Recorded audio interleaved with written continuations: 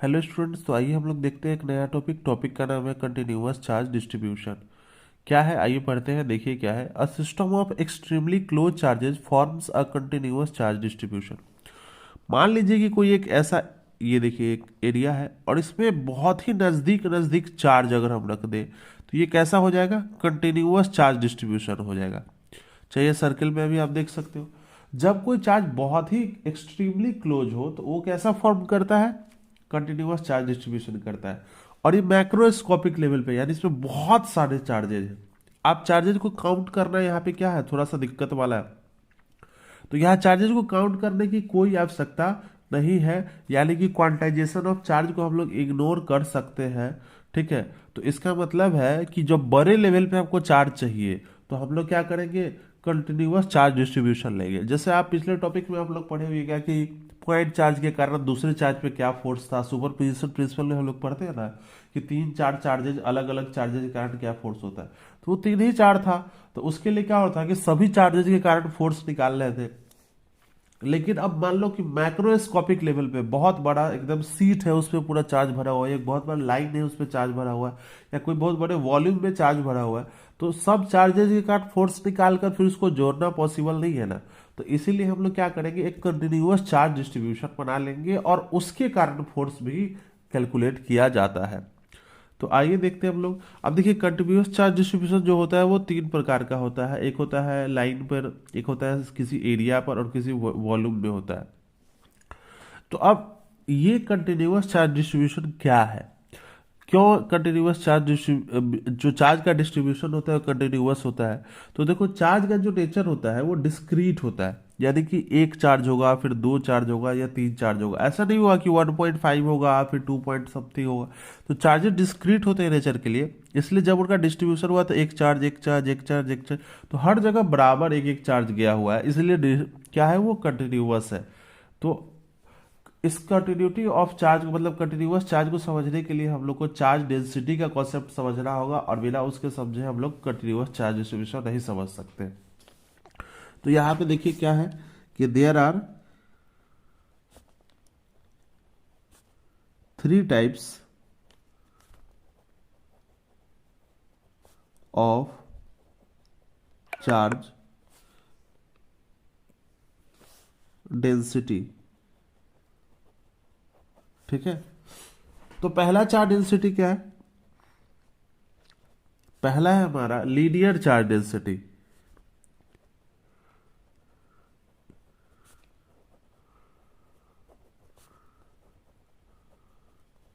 इसको हम लोग लैम्डा से लिखते हैं।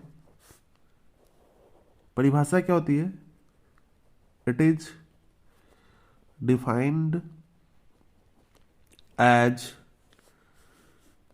चार्ज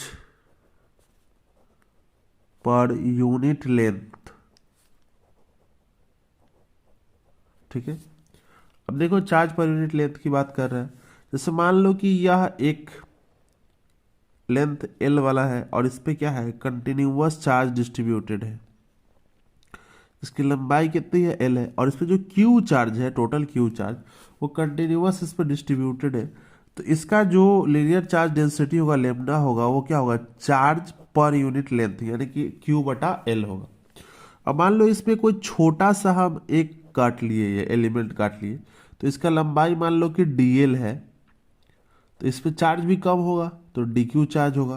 तो इसके लिए क्या होगा, चार्ज पर यूनिट लेंथ, तो डी क्यू बटा डी एल। तो यहां से हमको डी क्यू क्या मिल जाएगा, तो लेमडा डी एल मिल जाएगा। क्लियर है। अब ये डी क्यू क्यों निकाल रहे हैं, तो ये आगे आपको पता चलेगा कि क्यों निकाला जा रहा है डी क्यू।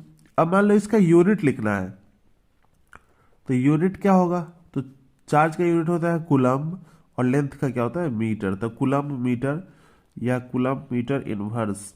ठीक है। अगर इसका हमको डायमेंशन लिखना है,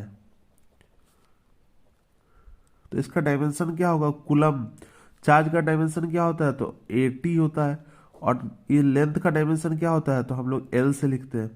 अब ये एल ऊपर जाएगा तो एम तो है नहीं, तो एम जीरो, एल ऊपर गया तो पावर वन है, तो पावर क्या हो जाएगा, -1 हो जाएगा, ए वन और टी वन। तो ये इसका क्या गया, डायमेंशन आ गया। अब आइए हम लोग देखते हैं लीनियर चार्ज डेंसिटी के बाद। Surface charge density,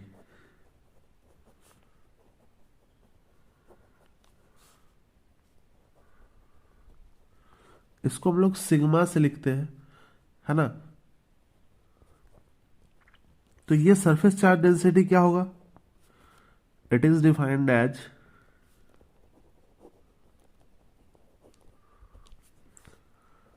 charge per unit area. इसको हम लोग कहते हैं, यहाँ एरिया की बात होगी, ठीक है। जैसे मान लेते हैं कि यहाँ पे देख लो आप, ये एक है ना, यहाँ पे हम लोग एरिया की बात कर रहे हैं। इसमें कंटिन्यूअसली चार्ज क्या है? डिस्ट्रीब्यूटेड है। इसका एरिया ए है, चार्ज इस पे क्यू है।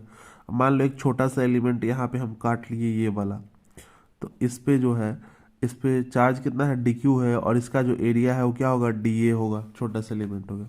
तो चार्ज पर यूनिट एरिया, तो सिग्मा बराबर क्या होगा? Charge per unit area. तो यहाँ से देखो, अगर इसके हिसाब से लिखे, डी क्यू के हिसाब से लिखे, तो सिग्मा बराबर क्या हो जाएगा? डी क्यू बटा डी ए। तो यहाँ से डी क्यू का वैल्यू क्या निकल के आएगा? Sigma D A. हम फिर बोलेंगे कि डी क्यू का वैल्यू बार बार क्यों निकाल रहे हैं, ये आगे आपको पता चल जाएगा। अगर इसका हमको यूनिट लिखना हो तो क्या होगा? चार्ज का तो कूलम भी होता है, और एरिया का क्या होता है? Metre square. तो यानी कि क्या हो जाएगा? Coulomb metre power -2। अगर इसका हमको डायमेंशन लिखना हो तो क्या होगा? तो डायमेंशन होगा चार्ज का तो 80 ही होगा, और इसका मीटर का क्या होगा? L2 हो जाएगा।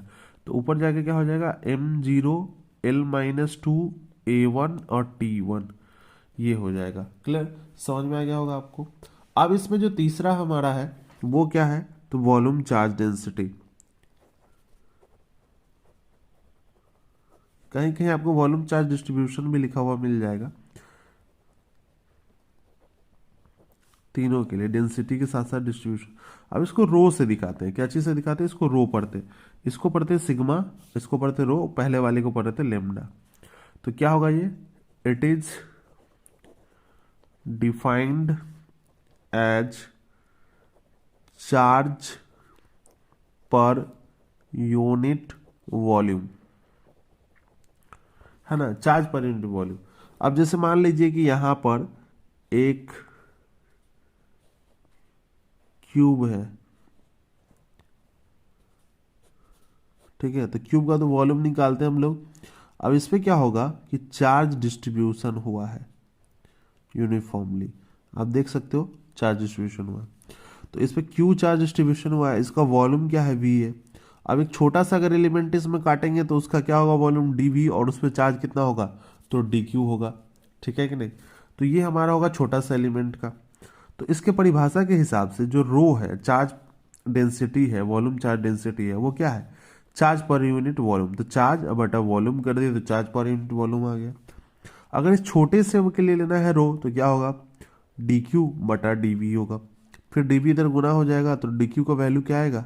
रो डी वी, है ना। तो ये डी क्यू आगे काम आएगा हमारा। तो यूनिट क्या होगा इसका? तो यूनिट देख लो आप, चार्ज का क्या? कूलम, और वॉल्यूम का मीटर क्यू। तो क्या आएगा? और कूलम मीटर पावर -3। अगर इसका डायमेंशन आप लिखना चाहो तो क्या होगा? तो डायमेंशन के लिए देख लो, 80 और L क्यू होगा। क्यों? क्योंकि मीटर क्यू था। तो यहां से हमारा वैल्यू क्या आएगा? M0 L का पावर -3 A1 T1, ये इसका डायमेंशन होगा। तो उम्मीद करते हैं कि आपको ये तीनों चार्ज डिस्ट्रीब्यूशन अच्छे से समझ में आ गया होगा। Charge density, linear charge density, surface charge density और वॉल्यूम चार्ज डेंसिटी। यानी कि जब तक चार्ज डेंसिटी का कॉन्सेप्ट आपको समझ में नहीं आएगा, अगर ये नहीं जानते रहिएगा, तो चार्ज डिस्ट्रीब्यूशन भी आप नहीं समझ पाइएगा। तो मिलते हैं नेक्स्ट वीडियो में, तब तक के लिए धन्यवाद।